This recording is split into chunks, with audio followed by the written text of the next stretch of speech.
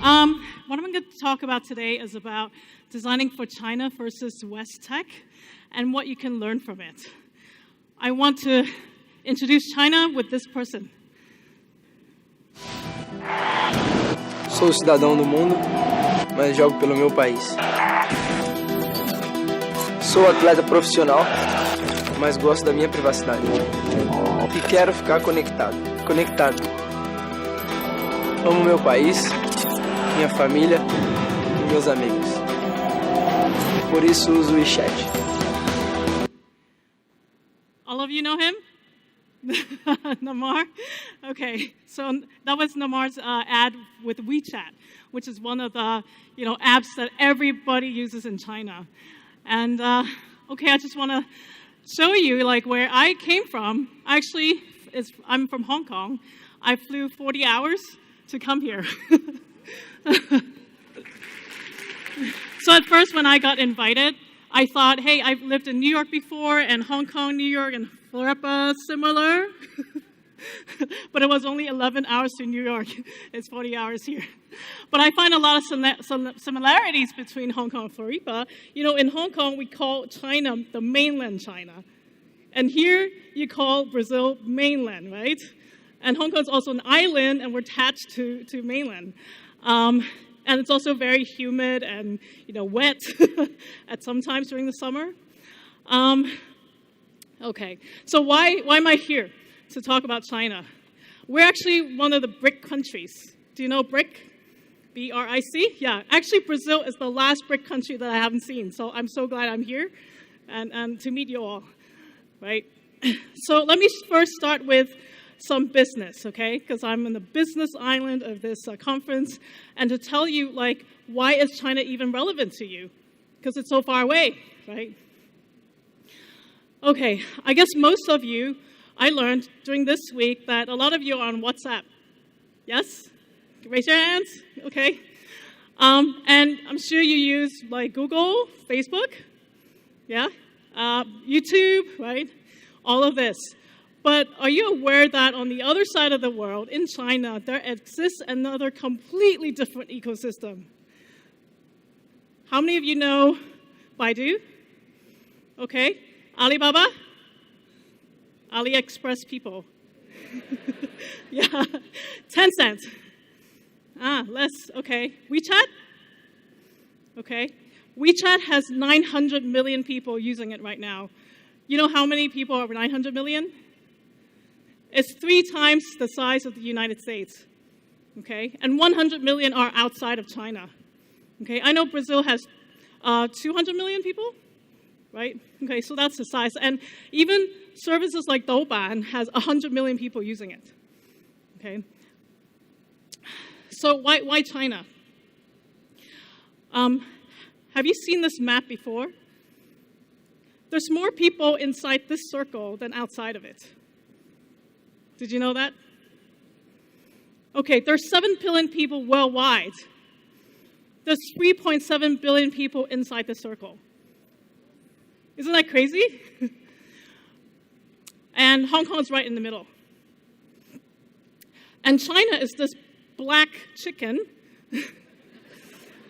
that nobody understands, okay?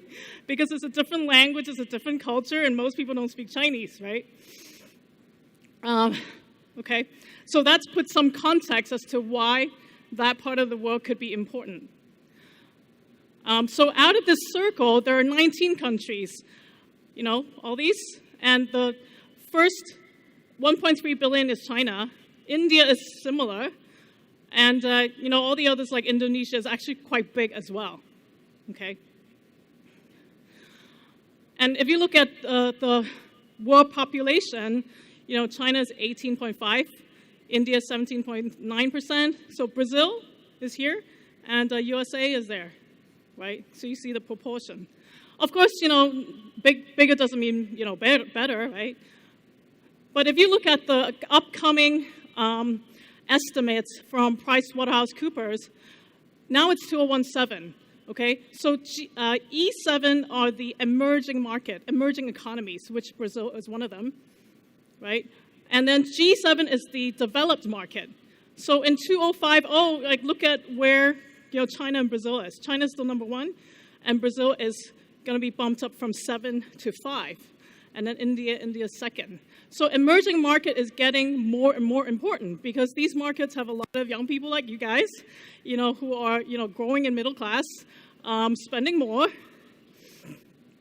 And did you know that Brazil is China's largest trading partner? Did you know that? Raise your hand. Okay.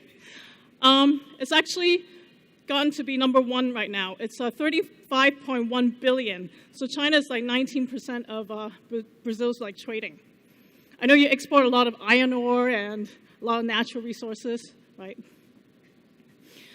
And why is this happening? So if you look at, how many of you have been to China? Okay, wow, maybe 1%? All right. Actually, in the last 30 years, China has risen 80% of people from poverty to now it's 2017, so to 10% in 2010, out of all the BRIC countries. And if you don't know China's history, actually, it wasn't up until the 1980s that China opened up to the world. Right before that, it was, Mao and the Cultural Revolution and the Great Leap Forward, right? But once it opened up, actually, several things happened at the same time. China's, at the same time, agrarian economy, manufacturing economy, service, knowledge economy at the same time.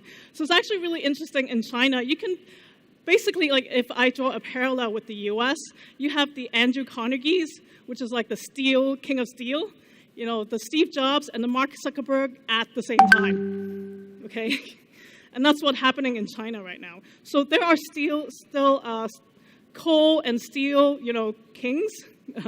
I mean, when I say king, I mean, they are very, very rich tycoons, in that industry.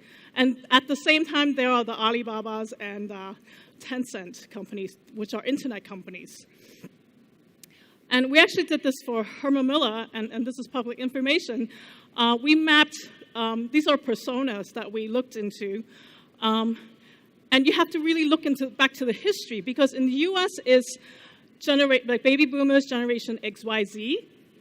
But in China, you need to look at the history of where people come from, because there is a generation of people who went through the Cultural Revolution, and that's very different from the young people nowadays, right? So we mapped it out according to people who lived abroad, who never lived abroad, and how their psychology is different.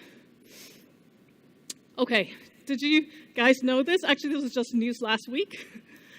Tim Cook and Mark Zuckerberg went to meet the president of China, Xi Jinping. And so how many of you use Facebook? Okay, so Mark Zuckerberg has learned Chinese. Have you heard him talk Chinese? He talked for half an hour nonstop in Chinese in Tsinghua University in Beijing.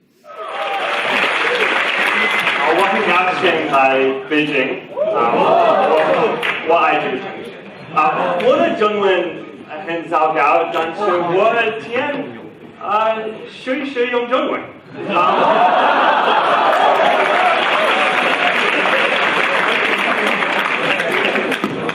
我可能需要练习。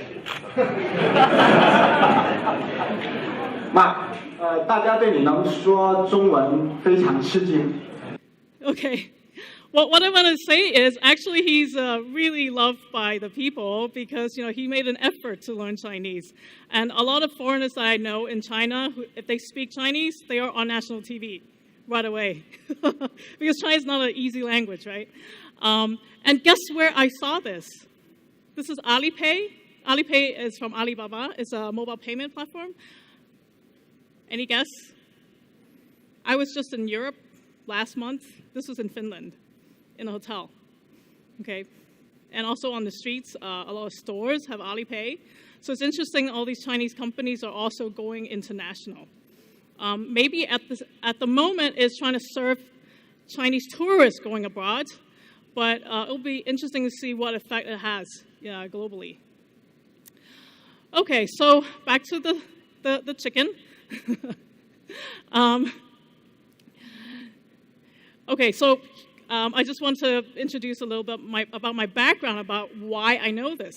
Because I'm actually from Hong Kong. Hong Kong was a British colony for 100 years. So that's why I grew up bilingual and bicultural. So I spoke English when I was, 2 maybe. And this is usually the slide that I want to share, that I myself feel this way. I'm like divided in half. It's sort of like it's as if I'm culturally mixed, where, one of my parents are from the US and one of my other parents are in China. Culturally. Actually, both of my parents are Chinese, but because I've spent a lot of time in the US, and here's my one slide background. I grew up in Hong Kong, and I went to the US in the 90s during the dot-com boom and bust. So the whole 90s I was in the US, and I worked with companies like Razorfish, Philips Network Home. I did that, way back in 1998. And then I came back to Asia for 15 years. So I was culturally shocked twice, coming back. And I have one foot in education, because when I went back to Hong Kong in 2002, nobody knew what I was talking about when I said user experience and, design innovation. So I decided to go to the dark side and went to do my EMBA in Beijing. These are all my mainland Chinese classmates, and the whole thesis was in Mandarin, okay? But then what I noticed is, in business school, they never taught innovation. They never taught creativity. But now I know, what business school is about. I can talk about design and innovation much better. This is actually a photo of all of us from this Cheung Kong Business School going to UCLA. This is actually in the States, in Los Angeles. Okay, this is my company. What we do is we mainly help foreign companies strategize for the China market. And for the past 15 years, we have been to many, many homes. We do research and strategy. We help all these Western companies. Not only Western, we have different types from B2B, B2C, mobile web. So how many of you know beyond Shanghai, Beijing, Hong Kong, Shenzhen, Guangzhou? Yeah? Dalian, Shenyang, Wuhan? No, okay. It's sort of like me only knowing Sao Paulo and Rio, right? So China is huge. And we've been to first, second, third tier cities. And actually, Jinhua is a place that produces a lot of ham, and I was told that a lot of French prosciutto is also from that place. So these are a lot of the homes that we've been to. It used to be one-child policy in China. That's why I see three-person family. Last year, they just started the second child, okay? And actually, our field is just starting in Asia, I would say. I've been back for 15 years, and last month was the second design thinking conference in Hong Kong. And all people all over Asia came, including actually Richard Kelly, who used to be the Shanghai managing director, is now in Hong Kong with Li Yanfeng. And we have a group of people who are either affiliated with IDEO or Stanford D School. And we are trying now to convince government people. We did workshops, like we made government people wear pink, which is not an easy thing to do. I've also talked about China at Uber in San Francisco 2 years ago, about how UX design teams work and research works. So back to China, how many of you know what BAT means? BAT? No? Wow, okay. Well, it stands for Baidu, Alibaba, Tencent. Okay, so it's these three companies. And well, you already know Alibaba because you use AliExpress, right? Baidu, it's often equated with Google because their search looks just like Google with like one search box. But they're in many, many businesses, also like travel and food delivery and everything. And Tencent is most well known because they produced WeChat. Yeah. So did you know these few facts? Did you know, like, in America, well, I'll use a lot of parallel from the US because that's what I know best. So in the States, there are like 30 of these apps. You guys use these apps too? Yeah? In China, it's like one app. It's called the Super App. All right? And it's really interesting because I think the whole mental model of how people design are very different. And people in China are okay with that.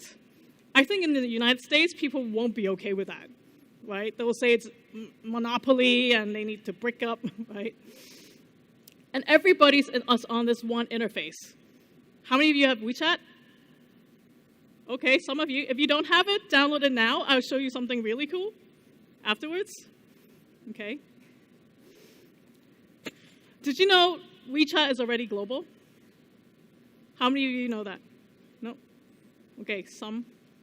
So I see, you know, they're sort of here as well in Brazil. Okay. And we actually visited. I organized a user experience tour back in 2015, and we went to 18 companies in 8 days in 5 cities in China.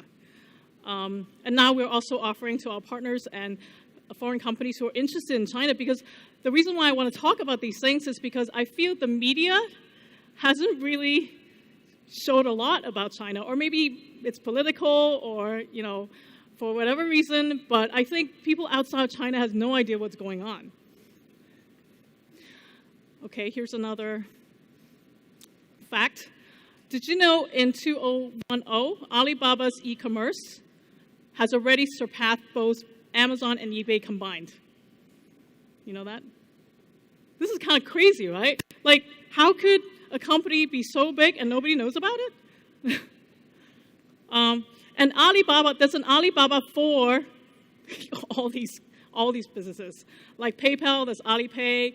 You know, Amazon Web Services, there's Aliyun. You know, Google Play, there's Aliyun App Store. So every single like Western company, there's an equivalent in China. This is Alibaba Group in Hangzhou. It's sort of like the Seattle, where you know, it's like the northeast of China. And this is Alibaba's office. It's designed by an Australian company. And here's a clip about one of their new services, Kai Cainiao, which is doing logistics. And they're already trying to use AR and VR. 托给菜鸟，今后菜鸟也将不断提升自己，变得越来越智能和高效。通过增强现实技术，仓内工作人员可以快速核对入库商品的数量与质量，并快速分类，同时快速录入商品的重量与体积。可视化的仓内导航与库区识别系统也会推动商品精准快速上架。 And a lot of the designers in China, even the design directors, are only 30 years old. Isn't that crazy? I'm like grandma in China, because the field never existed until 2008. So it's just been 10 years. And there's a huge demand. Alibaba has 1,000 UX designers now. And all the BATs has like 300 or more. So, you know, interestingly, today is November 11th. It's a Singles Day. Do you know 11/11? Okay, basically Alibaba created today as whoever is single and do not have a date goes online shopping like crazy. Okay, so there is a lot of discount today. And I think it's already broke last year's record as of now. I think in 12 hours, they already sold like $18 billion US. So this is the Portuguese version, AliExpress, yeah. So here, if you look at the numbers, 2016, it was $20 billion US, and it grew 40% from last year, and that's the orange chart, right? And the US Cyber Monday and Black Friday is the pink and the purple one. So the number is just massive. And also, did you know this company called Xiaomi? Anyone know Xiaomi? Whoa, AliExpress. Right. So Xiaomi has already become one of the world's fastest growing smartphone brands in 2017.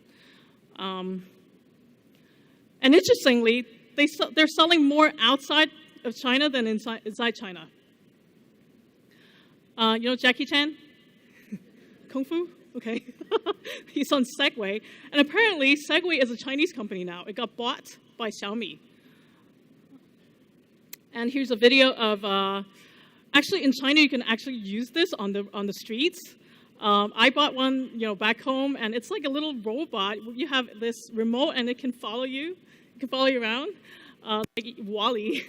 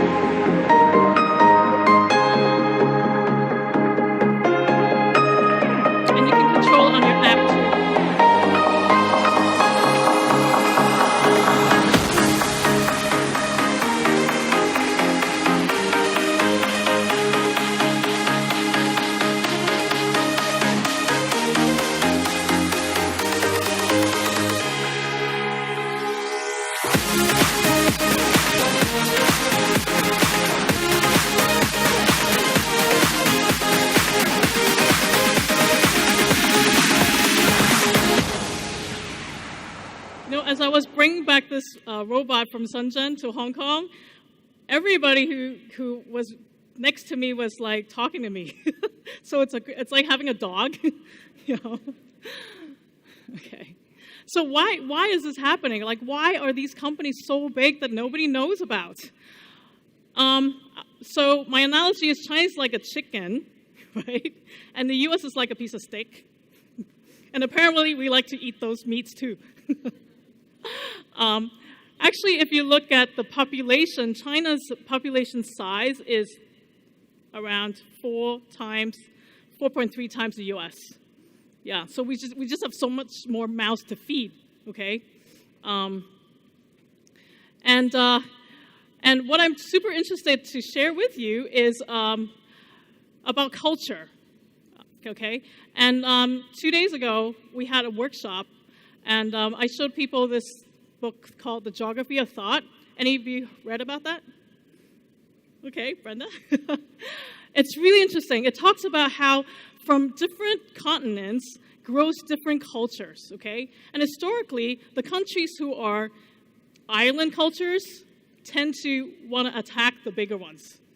And the culture of debate came from Italy. Like Venice, when there was trading, people have to debate and negotiate and argue, right? So a lot of Western culture came from that. China came from a culture of farming, right? We eat rice, right? That's why a lot of Chinese people want boys, because in a farming culture, you need male kids to have physiology to help with farming. And I want to do a little experiment with you, which I did the other day too. So culture and connection. If you have chicken, grass, and cow, what would you put together with the cow?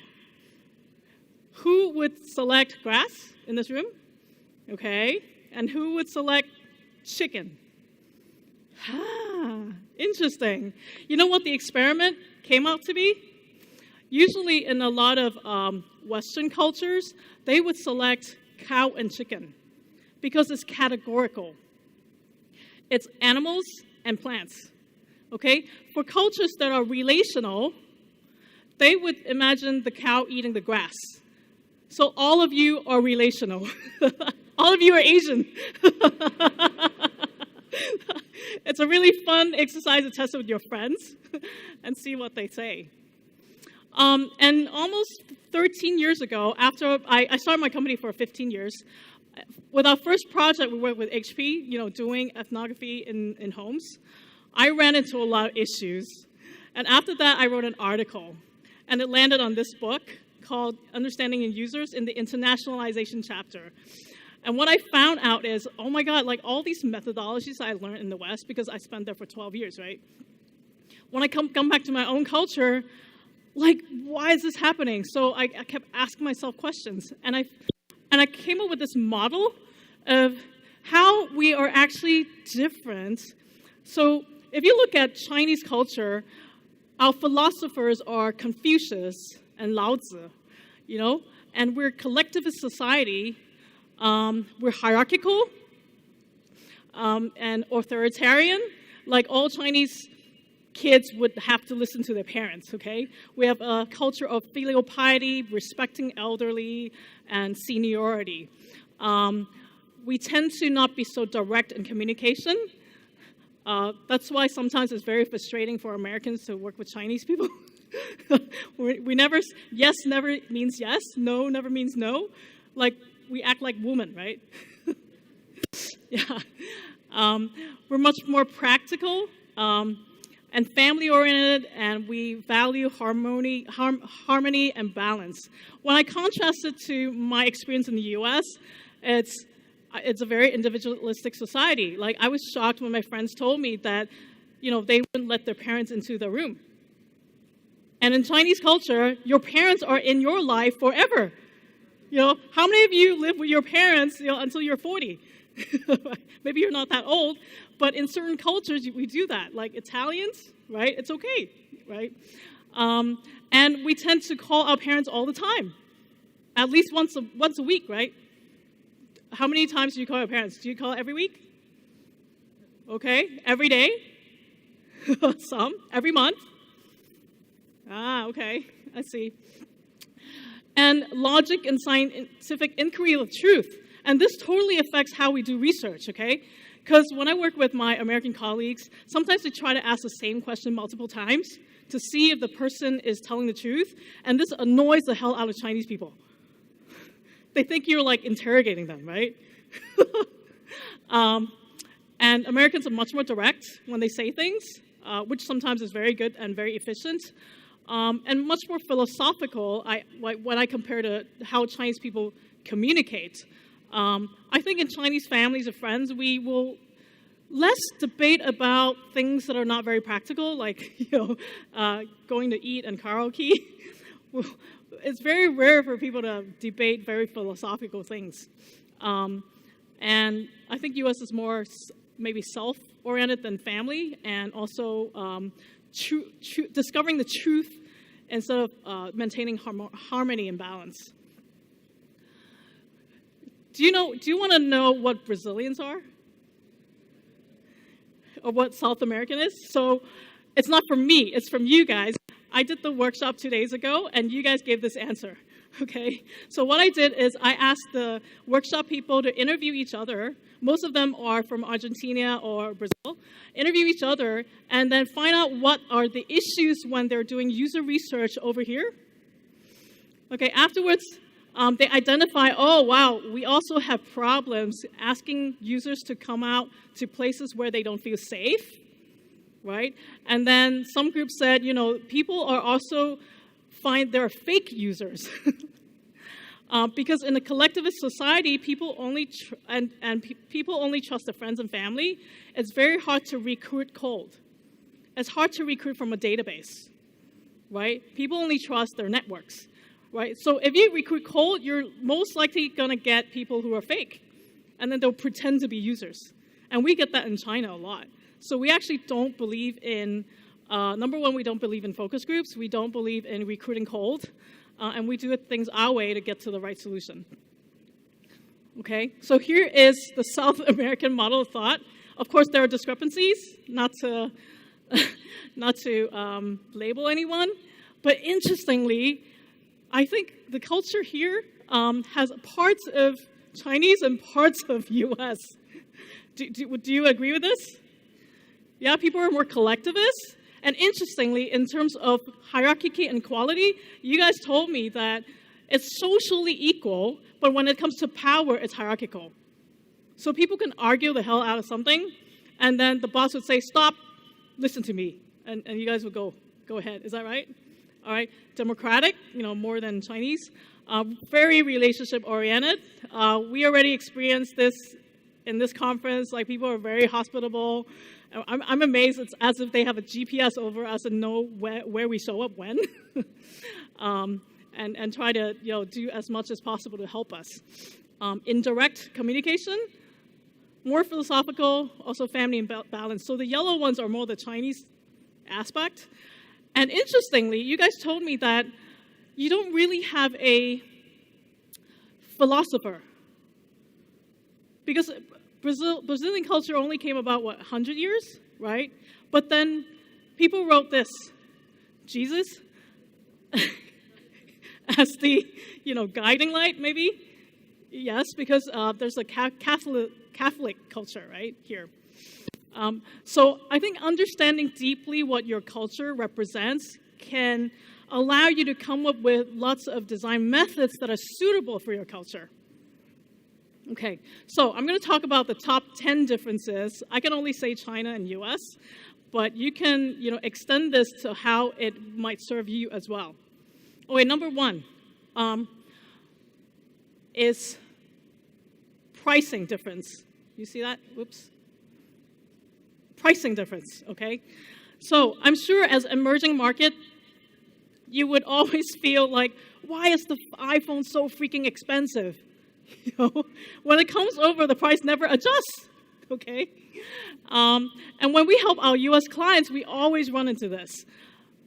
For example, we help Airbnb, right? Airbnb really thrived because, in the US, hotels are really expensive, right? But Airbnb provides another option on top of experiencing local culture. The pricing is less than hotels. But if that model comes to China, guess what? In China, we have something called Motel 268, which is like a hotel chain. And guess how much it is? It's only like 40 US, right? So this is Airbnb, and this is like in Hong Kong dollars, Motel 268. So the problem is, once you come over to another emerging market, the pricing difference is like, way high, right? And this happens in every single category that we worked with. Medical devices, coming from Europe to China, 10 times the price, right? Even vacuum cleaners, coming to China, 10 times the price. So the problem is, if for the similar product, why would a Chinese person buy something that is so much more expensive if the features are kind of similar, but not 10 times difference, right? That's where companies like Xiaomi works really well, because it's at a price point that works for the emerging markets. Number two, speed, okay? We help a lot of US and European companies do user research in China, and usually maybe 4 to 6 weeks, time frame. But you know what? In China, the entire product development is 46 weeks. No time to do research. In fact, research is in the market, right? So speed is just big difference, right? And in Asia, we have a problem convincing companies about research, because the market goes so fast. In China, if you wait another 3 months, you're going to be gone, okay? Competition is so fierce that there's no time. And that's just because the way the market is. It's a fast-growing market. So 4 to 6 times the difference in speed. And to illustrate that, Xiaomi started only in 2010, and it's already a 20 billion US company, okay? And it created products like, of course, sometimes it's been said to be a copycat of Apple. But if you look at the products nowadays, Apple don't have these products. It has the Blue Watch is for tracking kids, because in China there's an issue of kid abduction.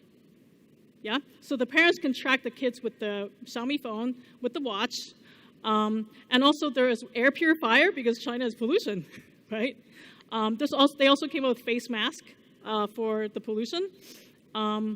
Also, the blood pressure monitor, there are 2 buttons in Chinese. It says mom and dad. It's a great gift for, your parents. And there's also this bunny rabbit in blue over there, okay? The bunny rabbit works with WeChat.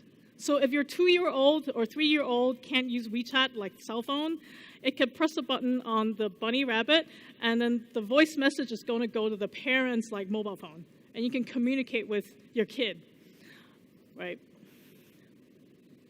Okay, number 3, culture. How does culture affect the way we design? So in the US, it's much more of an individualistic culture. In China, it's much more collectivist. I think also here is much more collectivist, right? Chinese people move in crowds, right? You go to a Chinese restaurant, it's like 12 seats round table, right? Chinese people go to karaoke and like a bunch of people. Do you guys do that here? Some? Yeah? So that affects the way we design. So if you look at this chart about individualism versus collectivism, I mean, a lot of the methods that we use now have been invented, in more individualistic culture, I believe. But if you're looking at emerging market, hey, Brazil, Mexico, Turkey, China, India, it's all collectivist culture. So how does that change the way we design? And you see this by just looking at the Beijing Olympics mascot. I don't think in any other Olympics has mascot with 5 mascots instead of 1, okay? And why is there 5? 5 is this collectivist. And China has 5 elements, fire, water, wood, metal, and, the ground. And, and also China has 55 minority groups, okay? There are 56 groups in culture, but Han is like the dominant, but there are actually 55 others. So I think they felt that they needed different mascots to represent the diversity. And also in US, there's, so the reason why I said I was double cultural shocked is when I went to the US, it was all about you need to be different. You need to stand out. You need to have your own opinion, right? You need to be outspoken. But as Chinese culture growing up, we're not taught that way. We're asked to be obedient. We're asked to stay quiet, right? So it's like the opposite, right? And then coming back to Asia, it's like I need to kind of like tone myself down, otherwise I'll offend everybody else. And in Chinese culture, it talks about being harmonious but different. And harmonious meaning conformity, right? You need to be similar to people around you, right? And I often use this analogy of how I think the way culture affects us is, like, for example, if you look at U.S. films, there's a lot of black and white, Superman and, the bad guy, right? You have Batman and the Joker, right? It's like God and, devil and, black and white. But you know what? Chinese people think this way. Yin and yang, and yin there's yang, okay? In good there's bad, and bad there's good. If you look at Asian movies, you can never really tell, so who's the good guy or the bad guy, because it's like all kind of mixed up, right? And if you look at how we communicate, it's also kind of interesting. Well, Brazilian culture is emotionally expressive and avoids confrontation. Is that right?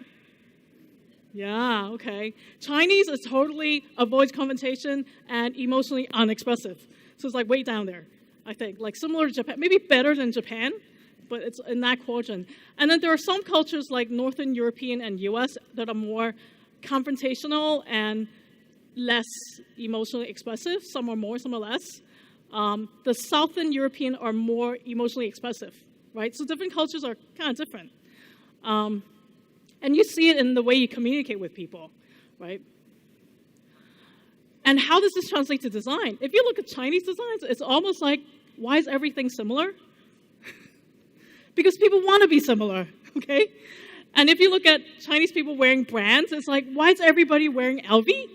And why is everybody wearing like MGM like bags, Everybody's wearing the same brand, but slightly different, okay? Like they want to conform. Okay, another one is, so you use WhatsApp, right? Okay, I know in the US, most people have WhatsApp, but it's mainly like 1-to-1 or less than 10 people group, right? You guys have a few hundred, I heard, right? Yeah, so you use WhatsApp differently. Even WhatsApp did not expect their groups to be so big. They have to up it, right? In China, most people use WeChat, and it's like 500 people per group. 500. So when we recruit people, we use WeChat. Because in my WeChat, I have 3,000 some people in different groups. 500 to 1, right? So you can see it. This is my WhatsApp, like few people.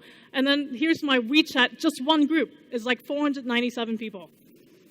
And my Western friends ask, how do you communicate? We're like, you just say one thing. And it's about being part of the group. It's not exactly about being very like discussing anything important. It's more like Chinese New Year, and then we send like red packets or money to each other on mobile payment. Okay, number 4. Hierarchical needs. Actually, one speaker talked about hierarchy of needs. Do you remember?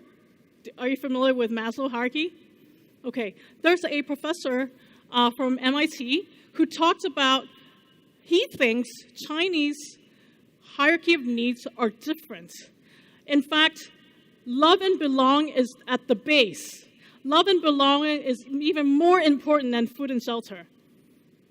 That explains why Chinese people are so collectivist and guanxi and relationship and face-driven, because the needs are, different. The only reason why that is bigger is I just wanted to show you where it's shifted. And you can see this in apps.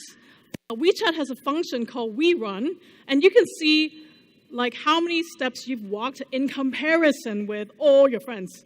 Every single day, there's a chart, and if you walk the most, you will top the charts, and it will show your screen. So I apparently didn't move that day. It's 0. Number 5, trust. The concept of trust, I also think it's quite different. In the US, people trust the law, okay? That's why lawyers make a lot of money in the US. In China, well, there's law, but actually people trust people more, relationships. How does it affect design? When we work with US companies, one thing that we usually encounter is like they want us to have users sign like NDAs, like 5 pages, right? And we're like, no, people are not going to let you in their house if you need them to sign NDAs. So what we came up with is we came up with a one-liner NDA, our version.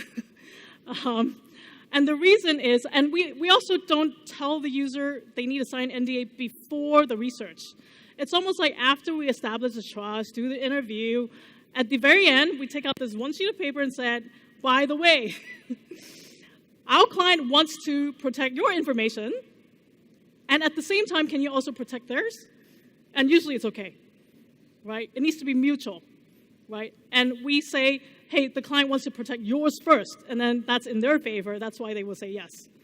So we do it in a different order, but at least we have some black and white, and it's not going to freak out the user. Because you also need to understand China went through the Cultural Revolution not so long ago. And during the Cultural Revolution, even family members are asked to turn in their parents or their siblings to the government, like to the communist unit, right? So the level of trust is very low, right? And that's why if we go into people's homes, we need to be very careful, especially with the older generation. They're very skeptical of a lot of things. And I also learned from your designers here that also in this part of the world, sometimes it's hard to get people to meet in places where they don't think it's safe. Is that right? Yeah, okay. So consider your own culture as well. Number 6, relationships. In the US, I feel there is a sense of community. Like, IXDA is a community, right?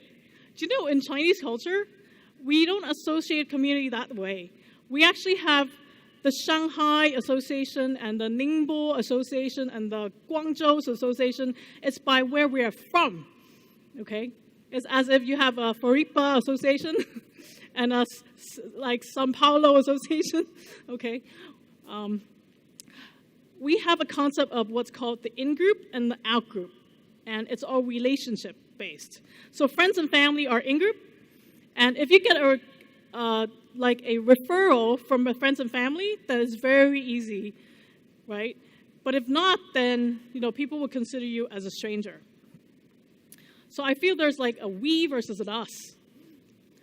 And that's because we are a relationship-oriented culture. And we're not about the truth, like scientific inquiry of the truth.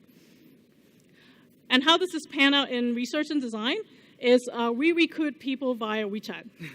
We even build WeChat pages so that we can send it to friends and family to get data. But we have to be very careful because once we burn that relationship, it's like forever. And we also send red packets. Do you know what's a red packet? Okay, so during Chinese New Year, traditionally, people have like red envelopes and they give money to each other. Usually it's like the older people give money to the younger ones. Now it has evolved into a red packet, and WeChat has really successfully done this. A few years ago, when WeChat started this, it made people join WeChat, and because they need to get the money, they need to open up a WeChat wallet. So it was really successful marketing. And if you download the WeChat, I'll send you a red packet after this. Number 7, social hierarchy. In the US, it's very equal, egalitarian. China is very hierarchical. Okay, Chinese traditionally have this Confucius 5 cardinal relationships. There's a social order. And this came about because prior to Confucius, there was 100 years of turmoil, of fighting, of internal war. And that's why Confucius came up with this social order about how young people should respect their elderly, should respect seniority, like son cannot kill their father, and wife and husband, the relationship, like how people should behave, versus being very equal. That's why in Chinese culture, we have a U-shaped communication. Boss tells manager, manager tells designer, designer tells manager, it's like U-shaped, right? In the US, we often communicate like directly. And we CC everyone, and it's flat, and it's okay. And if you look at leadership cultures, China, India, Brazil, it's hierarchical and top-down, right? And I'm sure you probably are facing some of the very same issues that I face in China. It's like, how do you convince people at the top, right? How do you access them? And you see this in one of our projects. We did a post office project in Hong Kong. Do you see 2 tables? Okay, we're trying to do a workshop, but one table is full of people with suits, and the other table is not. So those are the boss and the managers, and this table is the operational people. Okay, we have to separate them because if we mix them together, actually one of the post office employees were like, am I gonna get fired? If he says something wrong and he's next to the boss, he's like very afraid. So we need to adapt. And one way we overcame that is I had everybody write on Post-it notes their ideas anonymously. Nobody knew who wrote the idea, but all the ideas came out. Okay, number 8, language. Did you know that Chinese language, I think even, Portuguese and Spanish is more phonetic, right? It's Latin language, right? Chinese language is visual. I think it might be pretty easy for designers because it's pictures.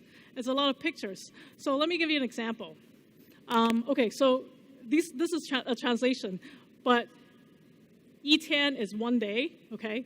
So you see Chinese language is like completely on a different plane. So in China, This word is man. Okay, and I'll show you why it's called man.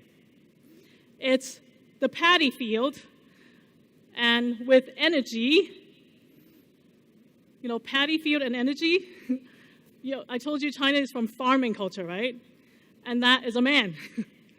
And a woman, okay, a woman is a woman like sitting, maybe like meditating like this. Okay? And now you know how to read the toilet signs in China. Okay, man and woman. And interestingly, if you put two men and one woman together, it means jealousy. Two men and a woman. That's how all the soap operas work, right? Jealousy. So if you understand the logic of some of the pictures, it's actually really interesting. And how does that affect design? With the same content, in Chinese it's much shorter. Because it's a language thousands of years, we have many proverbs. There's only 4 characters, and it already explains the whole story. So if you look at the design, like this is Google Play Store versus QQ Browser, we can fit much more information because the characters is just so dense. Okay, number 9, aesthetics. In the US, I find a lot of like the electronic products are like black, blue, gray, right? Motorola, right? And in China, it's like gold, rose, and natural colors. And I think it means different things, right? I think in China, like gold is like luxury, rose, pink is cute, and like wood is like natural colors. In the US is more practical and non-frills. Have you seen the pink rose gold phone? Do they sell it here? Yeah, they do? Okay. Do people like it?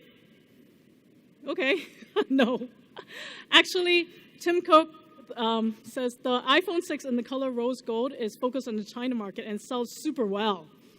So I think the gold and the rose gold is for the Chinese market. And if you look at Evernote, Evernote actually works pretty well in China. So this is the global site.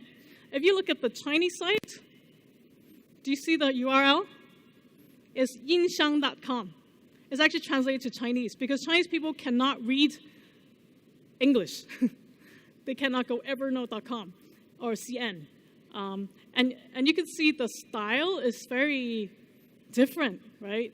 It's very mellow and zen-like. This is eBay from the global site, and this is Tmall. Look at the colors, right? I mean, I don't know if you think it's tacky, but it works for Chinese people, right? Pink and orange and all these colors. Number 10, face. Chinese talk a lot about face, and it's interesting. All the very popular apps. It's about upgrading what people look like. Have you heard of this app called Meitu? So basically, all the photos that you post online, you first, mess with your face and make it look prettier before you post it on social media. Do you guys do that? Some, maybe, okay.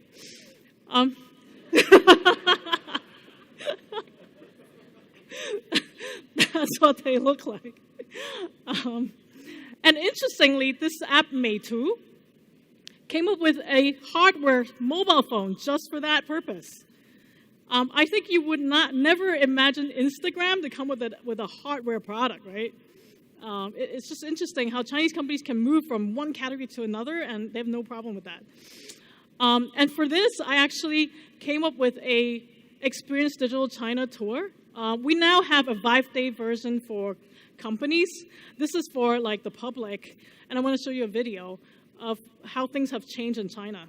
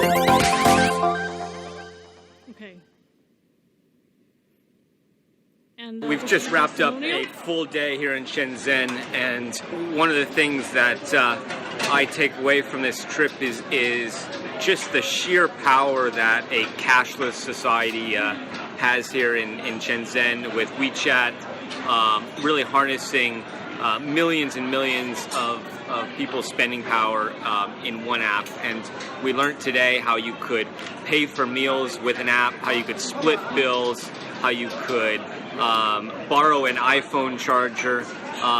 We even rented bikes, and at the end of it all, I invested that money and came out ahead. And so I'd like to thank Elaine and the group, because today I walked away a happy man. Thank you. So here's one of the participants. He's the VP of AIG in Hong Kong. And, you know, he lives in Hong Kong. He's never been to China. So he joined the tour to experience what it's like. Okay, and now we have a 5-day immersion program for, you know, companies who want to take their stakeholders to China. Because the reason why we're doing this, because for 15 years we've been helping foreign companies in China, and sometimes we find it's not just the usability. Is the whole product definition is wrong, okay? And unless decision makers come over to see, because sometimes you can't imagine what things are like in another country if you don't go there. I mean, I won't be able to imagine what Brazil like if I don't come here, right? So unless you go there by yourself and experience yourself and, you know, ignore all the noise from media and judge for yourself when you're in China, then I think you'll make much better decisions. Okay, so lastly, in conclusion, I just wanted to show you, you know this guy? Bruce Lee? I'm all for fighting in your own style, okay? Bruce Lee, you know how Bruce Lee fights? Do you know why he has high kicks? Because he's only 5'7", and he needs to fight somebody who's like 7 foot, right? So if he copied Western boxing, he would never have been famous, or he would never have won, okay? So I encourage you all, you know, embrace your own culture, come up with methodology that's suitable for you. I mean, in all different cultures, right? And, and if you have heard Bruce Lee talk, this is in the 1970s, before he died, you can see how much Chinese culture he has embraced and spread it to the world. This is what it is, okay? I said, empty your mind. Be formless, shapeless, like water. Now, you put water into a cup, it becomes the cup. You put water into a bottle, it becomes the bottle. You put it in a teapot, it becomes the teapot. Now, water can flow, or it can crash. Be water, my friend. So what he's saying is actually from Lao Tzu. It's a Chinese philosopher about being water when you fight, you know, be fluid and not like, you know, steel. And I know in Brazil you have jiu-jitsu. You have your own way of, you know, fighting. And, you know, the American boxing and, you know, Bruce Lee's way of fighting. And I believe we need to come up with methodologies for emerging markets, you know, just like the way we, you know, we have martial arts. And lastly, Bruce Lee says, always be yourself, express yourself, have faith in yourself, do not go out and look for successful personalities and duplicate it. And I think emerging markets should come up with something that's authentic to yourself. This is the word for martial arts, and you know what it means? It actually means stop weapon. So the highest form of martial arts is not to fight and win the war. Okay? So how does your culture affect how you research and design? Is a question that I want you to think about. And lastly, I just wanted to demo something really interesting, and I need to go off the stage to do this. I want a really handsome guy. Can I have a volunteer? Can you come over here? If you have your WeChat downloaded, open it up.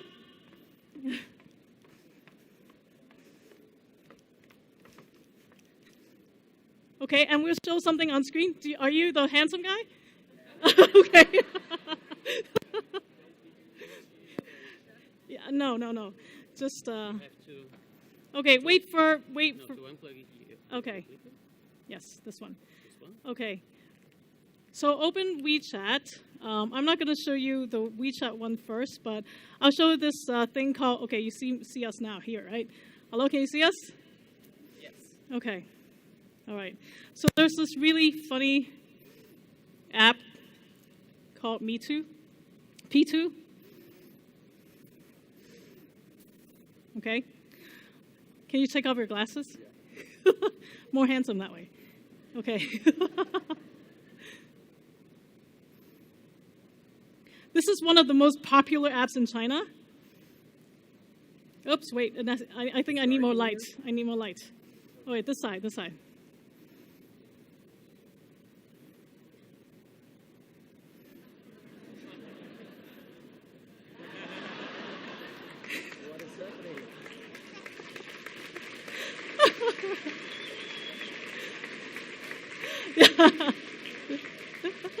Okay.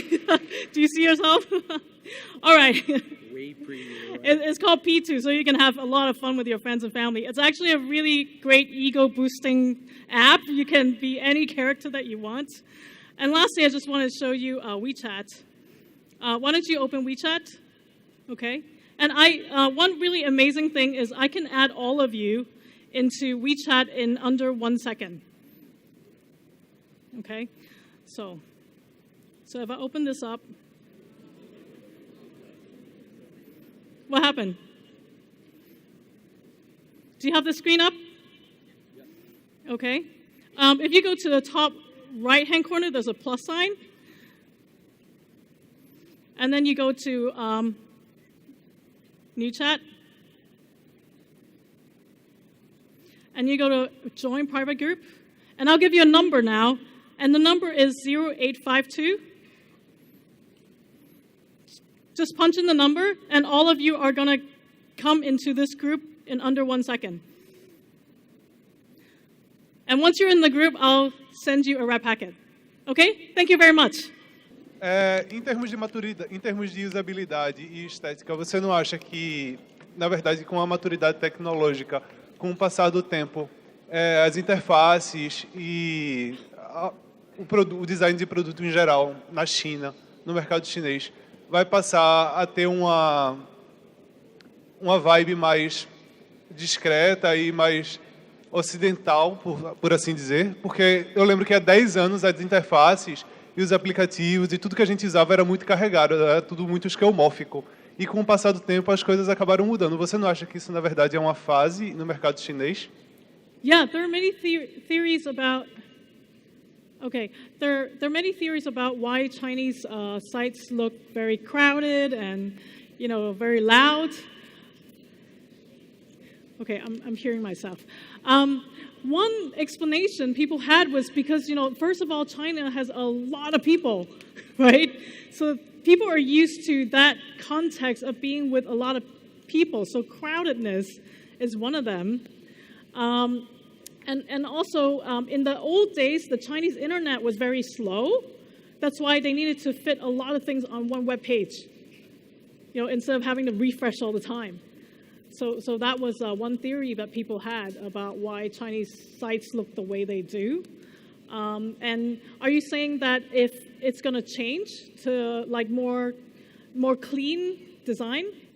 I actually don't think so, because that's my theory or argumentation is different cultures have different backgrounds and different aesthetics. Actually, if you study traditional Chinese aesthetics, everything is about balance and harmony. Balance and harmony. When I studied design in the US, I was taught how to create visual tension, right? How to put a glass near the edge of the table to create visual tension. And I think in the bones of Chinese people, they want harmony. They don't want tension. Triangle is not something, if you look at feng shui in Chinese culture, triangle is bad, okay? Everything needs to be balanced and, rectangle or square. That's how, the culture is. Thank you, Elaine. Thank you. Salva de palmas.